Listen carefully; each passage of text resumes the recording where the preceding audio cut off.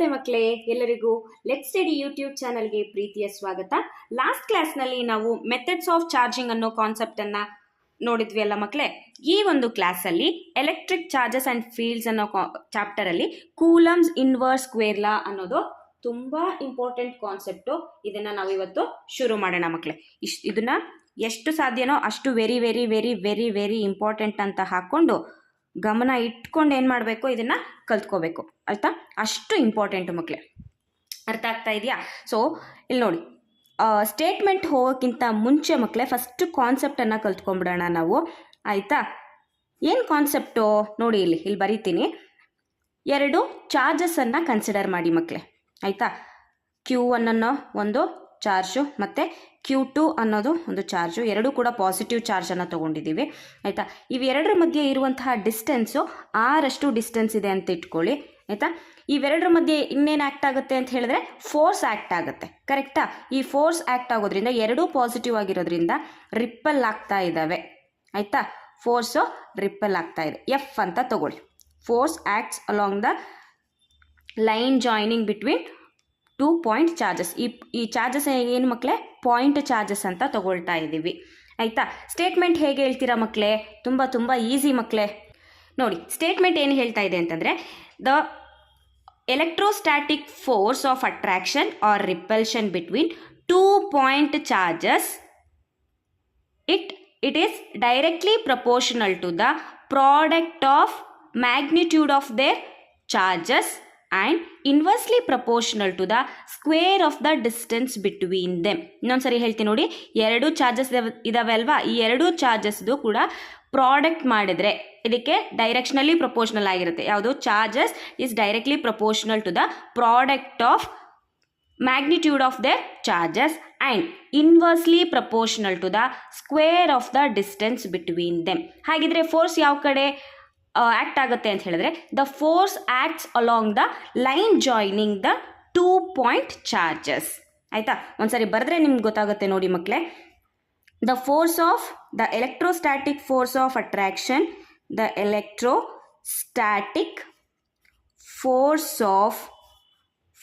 Of attraction or repulsion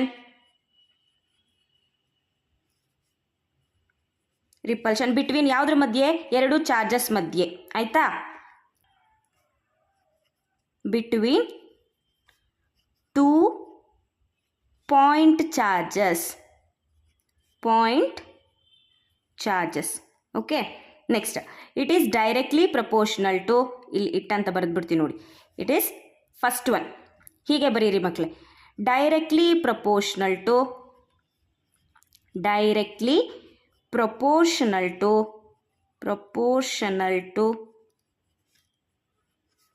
product of magnitude of their charges. ಆಯಿತಾ? ಎರಡನೇದು, it is directly proportional ಆಯ್ತಲ್ವಾ. Next ಏನು ಬರಬೇಕು? Inversely proportional. It is inversely proportional to square of the distance between them. Square of the distance between them. ಆಯಿತಾ? Next ಇನ್ನೊಂದು, the force acts along the line joining the two point charges. ಅಂದರೆ force ಎಲ್ಲಿ act ಆಗ್ತಾ ಇದೆ ಅಂತ ಹೇಳ್ತಾ ಇದ್ದೀವಿ. ಆಯಿತಾ? ಚಾರ್ಜಸ್. ಓಕೆ, ಇದು ನೋಡ್ಲಿಕ್ಕೆ ಇಷ್ಟುದ್ದ ಇದೆ ಮಕ್ಕಳೇ, ಆದರೆ ತುಂಬ ಈಸಿ. ನಾನು ಆ್ಯಕ್ಚುಲಿ ಈ ಫಿಗರನ್ನು ಇಲ್ಲಿ ಬರೀಬೇಕಿತ್ತು, ನಿಮ್ಗೆ ಅರ್ಥ ಆಗಲಿ ಅಂತ ಫಸ್ಟೇ ಬರೆದು ತೋರಿಸ್ತಾ ಇದ್ದೀನಿ. ಆಯಿತಾ? ಸ್ಟೇಟ್ಮೆಂಟ್ ಏನು ಹೇಳ್ತಾ ಇದೆ ಒಂದ್ಸರಿ ನೋಡ್ಬಿಡೋಣ. The electrostatic force of attraction or repulsion between 2 point charges. ಆಯಿತಾ. It is directly proportional to product of magnitude of their charges and inversely proportional to square of the distance between them. Force ಯಾವ ರೀತಿ act ಆಗ್ತಾ ಇದೆ ಅಂತ ಕೇಳಿದ್ರೆ, the force acts along the line joining the 2 points, line joining the 2 point charges. ಆಯಿತಾ. ಈಗ ನಾವು ಎಕ್ಸ್ಪ್ಲನೇಷನ್ಗೆ ಹೋಗೋಣ ಮಕ್ಕಳೇ. ಎಕ್ಸ್ಪ್ಲನೇಷನಲ್ಲಿ ಫಸ್ಟ್ ನೀವು ಈ ಡಯಾಗ್ರಾಮನ್ನು ಬರೀಬೇಕಾಗತ್ತೆ. ಇಲ್ಲಿ ಈ ಫಿಗರನ್ನು ಇಲ್ಲಿ ಹಾಕ್ಕೋಬೇಕಾಗತ್ತೆ. ಆಯಿತಾ. ನಾನು ಚಿಕ್ಕದಾಗಿ ಹಾಕಿರ್ತೀನಿ ನೋಡಿ, Q1 Q2. ಆಯಿತಾ. ಪಾಸಿಟಿವ್ ಆಗಿರೋದ್ರಿಂದ ಇಲ್ಲೊಂದು ಪಾಯಿಂಟು. ಆಯಿತಾ. ಈ ಪಾಯಿಂಟ್ ಡಿಸ್ಟೆನ್ಸ್ ಎಷ್ಟಿದೆ ಅಂತ ಹೇಳಿದ್ರೆ, ಈ ಪಾಯಿಂಟ್ಗಳ ಮಧ್ಯೆ ಆರಷ್ಟು ಡಿಸ್ಟೆನ್ಸ್ ಇದೆ. ಫೋರ್ಸ್ ಈ ರೀತಿ ಆ್ಯಕ್ಟ್ ಮಾಡ್ತಾ ಇದೆ, F ಅಂತ ಬರೀರಿ. ಆಯಿತಾ. ನೀವು ಬರೀಲೇಬೇಕಿದ್ದೀನಿ. ಎಕ್ಸ್ಪ್ಲನೇಷನ್ ಹೇಗೆ ಮಾಡ್ತೀರಾ ಮಕ್ಕಳೇ? ನಾವೇನೇನು ಕನ್ಸಿಡರ್ ಮಾಡಿದ್ದೀವಿ ಅದನ್ನು ಫಸ್ಟ್ ಬರ್ಕೋಬೇಕಲ್ವಾ ಅಲ್ವಾ. ಫಸ್ಟ್ ಬರೀರಿ ನೋಡಿ ಮಕ್ಕಳೇ, ಏನಂತ ಬರೀಬೇಕು? ಕನ್ಸಿಡರ್ ಸಾರಿ, ಈ ಪೆನ್ ತೊಗೊಳ್ತೀನಿ. Consider 2 point charges. Consider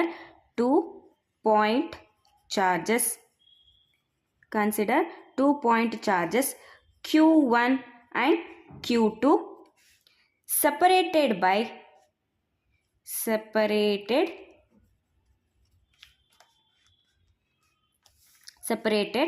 by a distance. ಎಷ್ಟು ಮಕ್ಕಳೇ? ಡಿಸ್ಟೆನ್ಸ್ R ಅಷ್ಟು ಡಿಸ್ಟೆನ್ಸಿಂದ ಸಪರೇಟ್ ಆಗಿದೆ. ಆಯಿತಾ. Next let F be the force between them ಅಂದರೆ ಚಾರ್ಜಸ್. ಆಯಿತಾ. Between them. then according to Coulomb's inverse square law,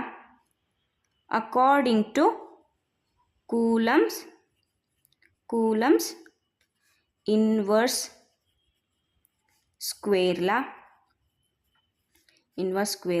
ಏನು ಹೇಳುತ್ತೆ ಮಕ್ಕಳೇ? First statement directly proportional to product of magnitude of their charges. Correct ಅಲ್ವಾ? ಏನು? F is directly proportional to product of magnitude of charges. ಇಲ್ಲಿ charges ಅಂದರೆ ಯಾವ್ಯಾವುದು ಮಕ್ಕಳೇ?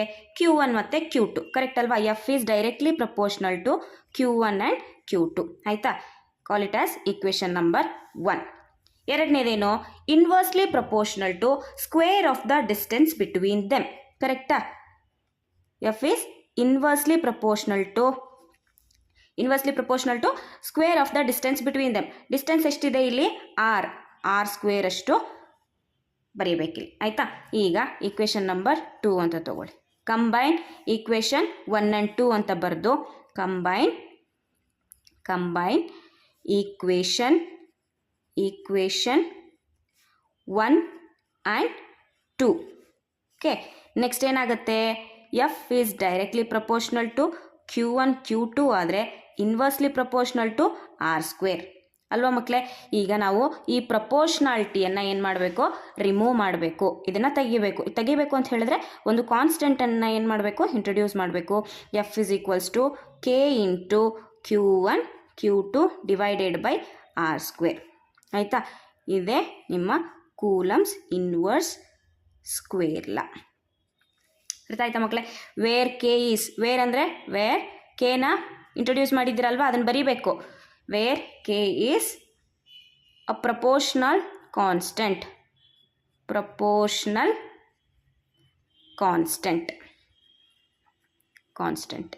ಆಯಿತಾ. ಈಗ ಕೆ ವ್ಯಾಲ್ಯೂ ಬಂದು ಇಟ್ ಡಿಪೆಂಡ್ಸ್ ಆನ್, ಇಲ್ಲೇ ಬರೀಲ್ಲ ಮಕ್ಕಳೇ ನೋಡಿ, where okay the value of K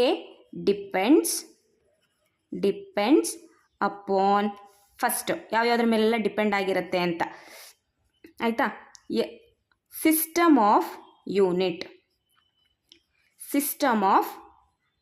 unit ಅಂತ ಹೇಳಿದ್ರೆ ಎಸ್ ಐ ಸಿಸ್ಟಮ್. ಆಯಿತಾ. ನಾವು ಯಾವುದನ್ನು ಚೂಸ್ ಮಾಡ್ತೀವೋ ಅದ್ರ ಮೇಲೆ ಡಿಪೆಂಡ್. ನಾವು SI ಸಿಸ್ಟಮ್ ಯೂಸ್ ಮಾಡ್ತೀವ ಅಥವಾ CGS ಸಿಸ್ಟಮನ್ನು ಕನ್ಸಿಡರ್ ಮಾಡ್ತೀವ ಅನ್ನೋದು ಇಂಪಾರ್ಟೆಂಟ್ ಆಗಿರುತ್ತೆ. ಆಯಿತಾ. ಎರಡನೇದು ಯಾವುದ್ರ ಮೇಲೆ ಡಿಪೆಂಡ್ ಆಗಿರುತ್ತೆ ಅಂತ ಹೇಳಿದ್ರೆ ದ ಮೀಡಿಯಮ್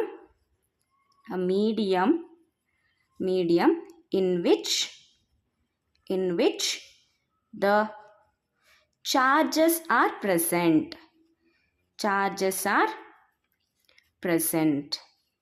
ಅಂದರೆ ಮಕ್ಕಳೇ ಚಾರ್ಜಸ್ಸು ಯಾವ ಮೀಡಿಯಮಲ್ಲಿ ಪ್ರೆಸೆಂಟ್ ಆಗಿದ್ದಾವೆ ಅನ್ನೋದ್ರ ಮೇಲೂ ಕೂಡ ಏನಾಗಿರುತ್ತೆ ಕೆ ಡಿಪೆಂಡ್ ಆಗಿರುತ್ತೆ. ಆಯಿತಾ. ಇದು ಜಸ್ಟ್ ನೋಟ್ ಮಕ್ಕಳು. ಆಯಿತಾ. ಈಗ ನೋಡಿ ಇನ್ SI ಸಿಸ್ಟಮ್ ನಾವೇನು ಕನ್ಸಿಡರ್ ಮಾಡ್ತಿದ್ದೀವಿ ಇವಾಗ SI ಸಿಸ್ಟಮನ್ನು ತೆಗೆದುಕೊಳ್ತಾ ಇದ್ದೀವಿ. ಆಯಿತಾ. ನೋಡಿ ಇನ್ SI ಸಿಸ್ಟಮ್ ಇದೆಲ್ಲ ನೋಟ್ ಮಕ್ಕಳು ಇಲ್ಲಿಂದ ಇಲ್ಲಿಗೆ. ಆಯಿತಾ. ಈಗ ನೋಡಿ ಇನ್ SI system and in air medium ಅನ್ನು ಫ್ರೀ ಸ್ಪೇಸ್ ಅಂತಲೂ ಕರೀತಾರೆ ಮಕ್ಕಳೇ. ಅದನ್ನು ಕೂಡ ಬರೆದು ಬಿಡ್ತೀನಿ, ಫ್ರೀ ಸ್ಪೇಸ್. ಆಯಿತಾ. ಈಗ ಕೆ ಇಸ್ ಈಕ್ವಲ್ಸ್ ಟು ಏನಾಗಿರುತ್ತೆ ಹಾಗಿದ್ರೆ K is equals to value of K in air medium and in SI system is 4πε0. ಅರ್ಥ ಆಯ್ತಾ. ಕೆ ವ್ಯಾಲ್ಯೂ ಏನಾಗಿರುತ್ತೆ ಏರ್ ಮೀಡಿಯಮಲ್ಲಿ ಮತ್ತು SI ಯೂನಿಟಲ್ಲಿ ಬರೆಯೋದಾದರೆ ಹೇಗೆ ಬರೀತೀವಿ ಅಂತ ಹೇಳಿದ್ರೆ ಕೆ ಇಸ್ ಈಕ್ವಲ್ಸ್ ಟು 1/4πε0. ಆಯಿತಾ. ಈ ε0 ಅಂದರೆ ಏನು ಅದನ್ನು ಕೂಡ ಬರೀಬೇಕಾಗತ್ತೆ. ಆಯಿತಾ. ವೇರ್ ε0 ಅಂದರೆ ಆಬ್ಸಲ್ಯೂಟ್ ಪರ್ಮಿಟಿವಿಟಿ. ಪರ್ಮಿಯಬಿಲಿಟಿ ಅನ್ಬೇಡಿ ಮಕ್ಕಳೇ, ಪರ್ಮಿಯಬಿಲಿಟಿಯೇ ಡಿಫ್ರೆಂಟ್ ಆಗಿರುತ್ತೆ. ಇದು permittivity, absolute permittivity free space or in air medium. ಆಯಿತಾ. ε0 ಅಂದ್ರೆ ಏನು ಆಬ್ಸಲ್ಯೂಟ್ ಪರ್ಮಿಟಿವಿಟಿ. ಆಯಿತಾ. ಈಗ ε0 ವ್ಯಾಲ್ಯೂ ಏನು ಅಂತ ಹೇಳಿದ್ರೆ ಮಕ್ಕಳೇ ε0 ಇಸ್ ಈಕ್ವಲ್ಸ್ ಟು 8.854 ಇಂಟು 10⁻⁻12. ಆಯಿತಾ. What is the SI unit ಅಂತ ಹೇಳಿದ್ರೆ ನಾವು ಏನು ಮಾಡಬೇಕು ಬೈಹೆಟ್ ಮಾಡಬಾರ್ದು. ಇಲ್ಲಿ ನೋಡಿ ಬೈಹೆಟ್ ಮಾಡ್ದೇನೆ ನಾವು ಕಲಿಬೇಕಾಗಿರುತ್ತೆ. ನೋಡಿ ಹೇಳ್ಕೊಡ್ತೀನಿ ಹೇಗೆ ಕಂಡುಹಿಡಿಯೋದು ಅಂತ. ನಮಗೆ ಗೊತ್ತು F is equals to K into Q1 divided by Q2 divided by R² ಅಂತ. ನಮಗೆ ಈ ವ್ಯಾಲ್ಯೂ ಗೊತ್ತಲ್ವ ಮಕ್ಕಳೇ, ಈಗ ತಾನೇ ಕಂಡುಹಿಡಿದ್ವಿ 1/4πε0. ಈ ε0 ಅಲ್ವಾ ವ್ಯಾಲ್ಯೂ ನಾವು ಬರೆದಿರೋವಂಥದ್ದು Q1 Q2 divided by R². ಆಯಿತಾ. ಈಗ ನಮಗೇನು ಬೇಕು ಈ ε0 ಬೇಕು, ಕರೆಕ್ಟ್ ಅಲ್ವಾ. ε0ನ ಈ ಕಡೆ ಕಳಿಸ್ಬಿಟ್ಟು ಎಫ್ನ ಈ ಕಡೆ ಕಳಿಸ್ಬಿಡಿ, ಅಷ್ಟೇ ಮುಗಿದೋಯ್ತು. ε0 is equals to 4πF Q1 Q2 R divided by R². ಆಯಿತಾ. ಈಗ SI ಯೂನಿಟನ್ನು ಬರೀಬೇಕಿದ್ರೆ ಮಕ್ಕಳೇ ಇಲ್ಲಿ ನೋಡಿ 4π ಅನ್ನೋದು ನಂಬರು, ಇದಕ್ಕೆ ಯಾವುದೇ SI ಯೂನಿಟ್ ಇಲ್ಲ. F ಅಂದರೆ ಏನು ಮಕ್ಕಳೇ ನ್ಯೂಟನ್, 1/N ಇಂಟು ಚಾರ್ಜಸ್ಗೆ ಏನು SI ಯೂನಿಟ್ ಅಂತ ಹೇಳಿದ್ರೆ ಕೂಲಮ್ ಸ್ಕ್ವೇರ್. ಆಯಿತಾ. ಡಿಸ್ಟೆನ್ಸ್ ಸ್ಕ್ವೇರಿಗೆ ಮೀಟರ್ ಸ್ಕ್ವೇರ್. ಕರೆಕ್ಟಾ. ಎರಡನ್ನು ಕೂಡ ಸೇರಿಸಿ ಬರೆಯೋದಿದ್ರೆ ಹೇಗೆ ಬರೀತೀವಿ ಅಂತ ಹೇಳಿದ್ರೆ ನೋಡಿ C² n⁻⁻1 m⁻⁻2. ಆಯಿತಾ. ಇದು SI ಯೂನಿಟ್ ಫಾರ್ ε0. ಆಯಿತಾ. ಇದನ್ನು ಬರೆದು ಬಿಡೋಣ. C² n⁻⁻1 m⁻⁻2. ಕಾಣಿಸಲಿಲ್ಲ ಅಂದರೆ ಇನ್ನೊಂದ್ಸರಿ ಹೇಳ್ತೀನಿ ನೋಡಿ ಮಕ್ಕಳೇ. ಇಲ್ಲಿ C² ಹಾಗೆ ಬರೆದಿದ್ದೀವಿ, ನ್ಯೂಟನ್ ಕೆಳಗಡೆ ಇತ್ತಲ್ವಾ, ಇದನ್ನು ಮೇಲೆ ತೊಗೊಂಡು ಬಂದಾಗ n⁻⁻1 ಆಯಿತು. ಇಲ್ಲಿ ಮೀಟರ್ ಸ್ಕ್ವೇರ್ ಕೆಳಗಡೆ ಇದೆ, ಮೇಲಕ್ಕೆ ತೊಗೊಂಡು ಬಂದಾಗ m⁻⁻2 ಇದೆ SI ಯೂನಿಟ್ ಫಾರ್ ε0. ಆಯಿತಾ. ಈಗ ಕೆ ವ್ಯಾಲ್ಯೂ ಕೂಡ ನಾವು ಕಂಡುಹಿಡಿಯಬಹುದು ವಿತ್ ದ ಯೂಸ್ ಆಫ್ ε0. ಹೇಗೆ ನೋಡೋಣ. So K is equals to 1/4π ಅಂದರೆ ನಮ್ಗೆ ಗೊತ್ತಲ್ಲ ಮಕ್ಕಳೇ 3.14 ಇಂಟು ε0 ವ್ಯಾಲ್ಯೂ ಏನು ಈಗ ತಾನೇ ಬರೆದ್ವಿ, ಕರೆಕ್ಟಾ. ಇದನ್ನು ಸಬ್ಸ್ಟಿಟ್ಯೂಟ್ ಮಾಡ್ಕೊಳ್ಳಿ. 8.854 ಇಂಟು 10⁻⁻12. ಆಯಿತಾ. ಈಗ K is equals to simplify ಮಾಡಿದ್ಮೇಲೆ ಮಕ್ಕಳೇ ಎಷ್ಟು ಬರುತ್ತೆ ಅಂತ ಹೇಳಿದ್ರೆ 9 into 10⁻⁹ newton metre square per coulomb minus square. ಆಯಿತಾ. ಇದು SI ಯೂನಿಟ್, ವ್ಯಾಲ್ಯೂ ಮತ್ತು SI ಯೂನಿಟ್. ಅರ್ಥ ಆಯ್ತಾ? ಇಲ್ಲಿ ನೋಡಿ, ಇದು ತುಂಬ ಇಂಪಾರ್ಟೆಂಟ್, ಇವು ಕೂಡ ಇಂಪಾರ್ಟೆಂಟ್. ಆಯಿತಾ? ಈಗ ನೆಕ್ಸ್ಟ್ ಎಫ್ ಹಾಕಿ ಮಕ್ಕಳೇ, ಇದೇ ವ್ಯಾಲ್ಯೂಸನ್ನು ಎಫ್ ಹಾಕಿ. F is equals to 1/4πε0 into Q1 Q2 divided by R² ಅಲ್ವಾ? ನಮಗೆ ಇದರ ವ್ಯಾಲ್ಯೂ ಗೊತ್ತು, ಕರೆಕ್ಟ್ ಅಲ್ವಾ? ಈ ವ್ಯಾಲ್ಯೂ ಏನು ಮಕ್ಕಳೇ? ಕೆ ಅಲ್ವಾ? ಕೆ ವ್ಯಾಲ್ಯೂ ಏನು? This is equal to K ಅಲ್ವಾ? ಕೆ ವ್ಯಾಲ್ಯೂ ಏನು ಹಾಗಿದ್ರೆ 9 × 10⁻⁹, ಕರೆಕ್ಟ್ ಅಲ್ವಾ? ಅದನ್ನು ಸಬ್ಸ್ಟಿಟ್ಯೂಟ್ ಮಾಡಿ ಅಷ್ಟೇ, 9 × 10⁻⁹. ಇನ್ನು ಉಳಿದಿದ್ದೆಲ್ಲ ಏನಿದೆ ಅದನ್ನೇ ಬರೀ, Q1 Q2 divided by R². ಇದು ಫೈನಲ್ ಈಕ್ವೇಷನ್. ಅರ್ಥ ಆಯ್ತಾ ಮಕ್ಕಳೇ? ನೋಡಿ, ಇಂಪಾರ್ಟೆಂಟ್ ನೋಟ್ ಮಕ್ಕಳೇ, ಇಲ್ಲಿ ತುಂಬ ಇಂಪಾರ್ಟೆಂಟು. 2 ನೋಟ್ ಪಾಯಿಂಟ್ಸ್ ಇದ್ದಾವೆ, ನೋಡ್ಕೊಳ್ಳಿ. ಫೋರ್ಸು, ಚಾರ್ಜಸ್ಸು ಏರಲ್ಲಿದ್ದಾಗ ಅದರ ಫೋರ್ಸ್ ಎಷ್ಟು? ಪಾಯಿಂಟ್ ನಂಬರ್ 1 ಆಯಿತಾ? ಇದರಲ್ಲಿ point number 2, charges any medium ಅಂದರೆ ಏರ್ ಮೀಡಿಯಮ್ ಬಿಟ್ಟು ಬೇರೆ ಮೀಡಿಯಮಲ್ಲಿದ್ದರೆ ಅದರ ಫೋರ್ಸ್ ಎಷ್ಟು? ಆಯಿತಾ? ಇವೆರಡು ಪಾಯಿಂಟನ್ನು ನೋಡ್ಬಿಡೋಣ ಮಕ್ಕಳೇ. ಪಾಯಿಂಟ್ ನಂಬರ್ 1 ಏನು? The force between 2 point charges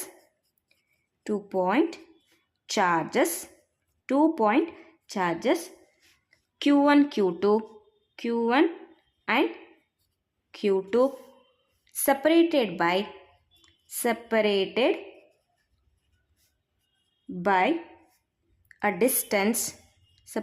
by a distance r in air. First ನಾವೇನಂತ ಕನ್ಸಿಡರ್ ಮಾಡ್ತಿದ್ದೀವಿ? ಏರ್ ಮೀಡಿಯಮಲ್ಲಿ 2 ಪಾಯಿಂಟ್ ಚಾರ್ಜಸ್ ಇದ್ದಾವೆ, ಆ ಪಾಯಿಂಟ್ ಚಾರ್ಜಸ್ ಮಧ್ಯೆ ಇರುವಂತಹ ಫೋರ್ಸನ್ನು ಕಂಡುಹಿಡಿತಾ ಇದೆ, ಕರೆಕ್ಟಾ? ಅದನ್ನು F is equals to F0 ಅಂತ ತಗೊಳ್ಳಿ. F0 ಅಂತ ಹೇಳಿದ್ರೆ ಫೋರ್ಸ್ ಇನ್ ಏರ್ ಅಂತ, ಆಯಿತಾ? 1/4πε0 into Q1 Q2 divided by R². ಇಷ್ಟಿರುತ್ತೆ ಫೋರ್ಸ್, ಆಯಿತಾ? ε0 ಅನ್ನೋದೇನು? Absolute permittivity of free space or air medium ಅಂತ ಹೇಳ್ತೀವಿ, ಆಯಿತಾ? ಈಗ ε0 ವ್ಯಾಲ್ಯೂ ಏನು ಹೇಳಿದ್ವಿ ಮಕ್ಕಳೇ? ε0 is equals to 8.854 into 10⁻⁻12 c² n⁻⁻1 m⁻⁻2. ಇದು ಇಂಪಾರ್ಟೆಂಟ್, ಆಯಿತಾ? ಇಷ್ಟು ತಿಳ್ಕೊಂಡ್ರೆ ನೀವು ಸಾಕು. ಫಸ್ಟ್ ಪಾಯಿಂಟ್ ಅಂದರೆ 2 ಚಾರ್ಜಸ್ಸು ಏರ್ ಮೀಡಿಯಮ್ಮಲ್ಲಿದ್ದಾಗ ಅದ್ರ ಫೋರ್ಸು ಇಷ್ಟಿರುತ್ತೆ ಅಂತ ಹೇಳಿದ್ದೀವಿ, ಆಯಿತಾ? ಎರಡನೇ ಪಾಯಿಂಟ್ ಏನು? ಎರಡನೇ ಪಾಯಿಂಟ್ಗೆ ಹೋಗೋದಕ್ಕಿಂತ ಮುಂಚೆ ಮಕ್ಕಳೇ, ಇಲ್ಲಿ ε0 ಅಂದರೆ ಏನು ಅಂತ ಬರೀಬೇಕು. ನಾವು ಎಲ್ಲಿ ಏನೇ ಬರೆದ್ರೂ ಕೂಡ ಫಿಸಿಕ್ಸಲ್ಲಿ ಬರಿತಾ ಇರಬೇಕಲ್ಲಿ, ಆಯಿತಾ? ε0 is absolute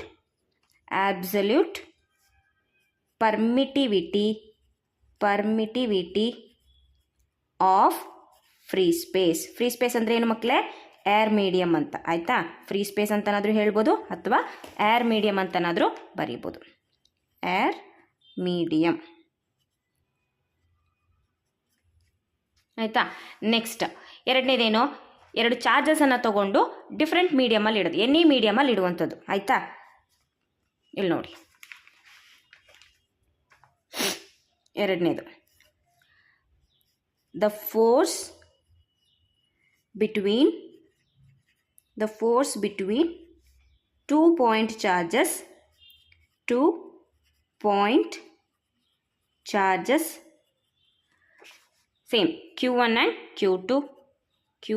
and Q2 separated by distance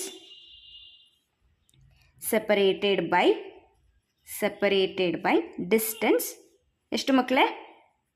distance R, ಕರೆಕ್ಟಾ? ಇನ್ ಮೀಡಿಯಮ್.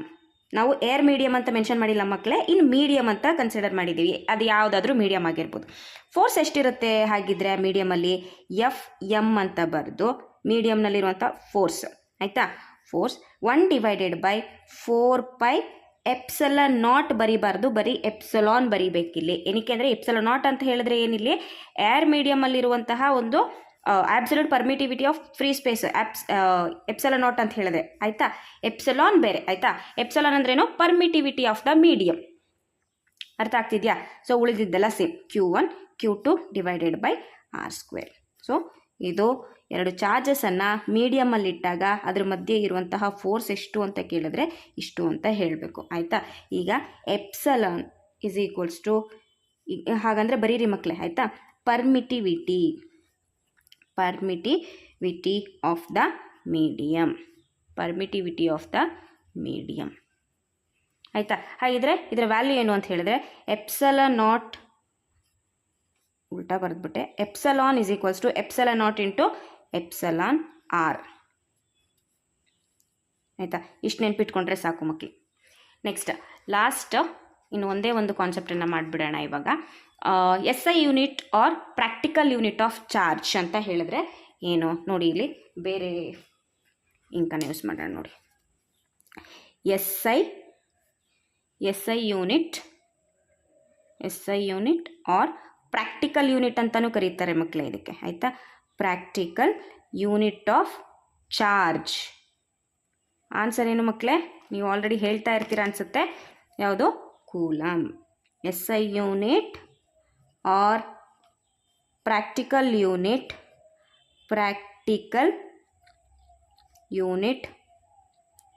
ಆಫ್ ಚಾರ್ಜ್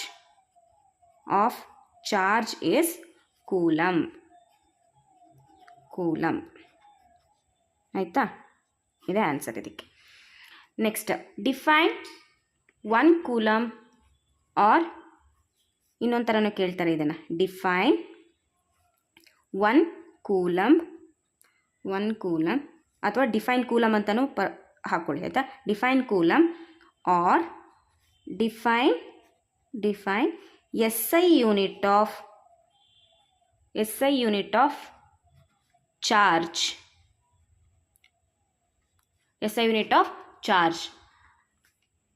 ಇನ್ನೂ ಒಂದು ಹೆಸರಲ್ಲಿ ಕರೀತಾರೆ ಆರ್ ಡಿಫೈನ್ ಯೂನಿಟ್ ಚಾರ್ಜ್. ಇವು ಮೂರಕ್ಕೂ ಕೂಡ ಸೇಮ್ ಆನ್ಸರ್ ಮಕ್ಕಳೇ. ನೋಡಿ ಏನಂತ, ಕನ್ಸಿಡರ್ ದ ಈಕ್ವೇಷನ್,